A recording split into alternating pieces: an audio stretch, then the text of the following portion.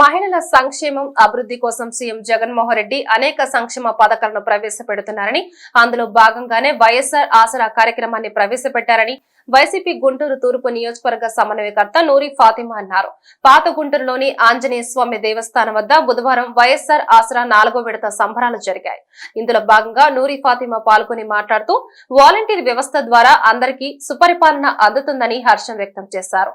MLA Mustafa, నగర mayor Kavati Manohar Naidu, ఇతర నాయకులు, అధికారులు ఈ వేడుకల్లో పాల్గొన్నారు. వైఎస్ఆర్ ఆసరా జగన్మోహన్ రెడ్డి గారు ఆడవాళ్ళకి ఇచ్చిన ప్రాధాన్యతలో డోక్రా మరి గ్రూపులకి ప్రతి ఒక్కరికి నేను అండగా ఉంటానని చెప్పి జగన్మోహన్ రెడ్డి గారు 4 సంవత్సరాల నుంచి నిజంగానే ఒక ఆసరాగా కుటుంబానికి తోడుగా ఉంటున్నారు.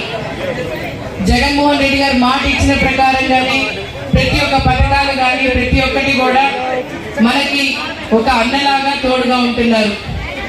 గత ప్రభుత్వంలో మీరు చూసుకుంటే చంద్రబాబు నాయుడు గారు డోక్రాకి ఎన్నో హామీలు ఇచ్చారు. 0 వడ్డీ రుణమాఫీ చేస్తారని చెప్పి ఎన్నో మాటలు ఇచ్చారు. కానీ ఈ రోజు జగన్మోహన్ రెడ్డి గారు మాట ఇచ్చిన ప్రకారంగానే నేను 0 వడ్డీ, ఆసరా, చేయూత, చేదోడు అనే పథకాలన్నీ ఆడవాళ్ళకి ఇచ్చి వాళ్ళ ప్రాధాన్యతను పెంచి ఒక గౌరవం ఉండే విధంగా మరి జగన్మోహన్ రెడ్డి గారు ఈ పథకాలన్నీ ఇచ్చుకుంటా వచ్చారు. ప్రతి కుటుంబానికి మీరు చూసుకోండి, ఆడవాళ్ళు వాళ్ళ కాళ్ళ మీద వాళ్ళు నుంచుంటే ఖచ్చితంగా సమాజంలో ఒక సంకేతం తీసుకెళ్లొచ్చు. వేరే దేశాల్లో ఆడవాళ్ళు కూడా అందరూ ఉద్యోగాలు చేస్తారు, లేకపోతే బిజినెస్ చేస్తారు.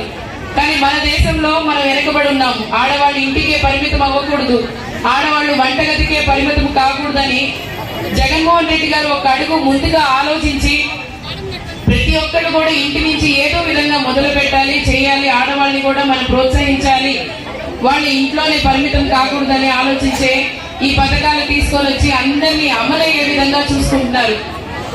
జగన్మోహన్ రెడ్డి గారికి తెలుసు ఆడవాళ్ళ ప్రాధాన్యత ఎంత ముఖ్యమనేది. ఒక కుటుంబాన్ని సరిదిద్దాలన్నా, ఒక కుటుంబం మంచి దారిలో వెళ్ళాలన్నా జగన్మోహన్ రెడ్డి గారు ఆలోచన విధంగానే ఆడవాళ్ళకి ప్రాధాన్యత ఇస్తూ కుటుంబాన్ని పెంచాలంటే, కుటుంబాన్ని మంచి దారిలో వెళ్ళాలన్నా, మన సమాజం బాగుపడాలన్నా ఆడవాళ్ళ దగ్గర నుంచే సాధ్యమని చెప్పి ఈ పథకాలు ఇచ్చుకుంటూ ఈ రోజు మరి 5 సంవత్సరాలు ఆయన మాట ఇచ్చిన ప్రకారంగానే చేసుకుంటా వచ్చారు. ఎక్కడా కూడా మీరు చూసుకోండి, జగన్మోహన్ రెడ్డి గారు ఇచ్చిన పథకాల్లో ఎక్కువ శాతంగా ఎవరు లబ్ధిదారులు అని అంటే ఆడవాళ్లే.